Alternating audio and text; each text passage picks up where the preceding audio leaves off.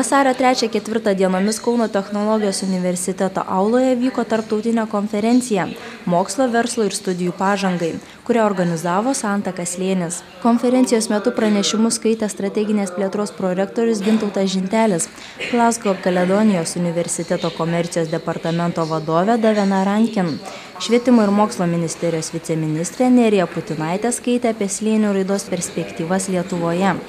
Didžiausias iššūkis yra šiuo metu, tai yra bendradarbiavimas tarp mokslinių tyrimų ir verslo ir sugebėjimas sukurtose slėniuose produktus, prototipus, pradėti daug daugiau patentuoti, o jau dabar yra matyti, kad kai yra tokios investicijos į mokslinius tyrimus, į laboratorijas, mes matome, kad ir susidomėjimas yra iš užsienio labai stiprus.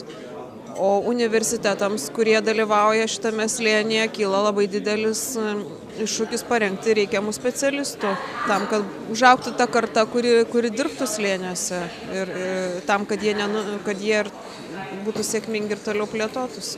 Kaune jau rašant programą slėnio buvo labai aktyviai įsitraukusios kai kurios verslo įmonės, tai reikia tikėti, kad jų daugiau atsiras. Konferencijoje buvo svarstomos mokslininkų, verslo subjektų ir akademinių institucijų sąveikos galimybės, kurios galėtų padėti efektyviau panaudoti mokslo pasiekimus kuriant ir diegiant naujas technologijas ir užtikrintų darnią žinių visuomenės plėtrą.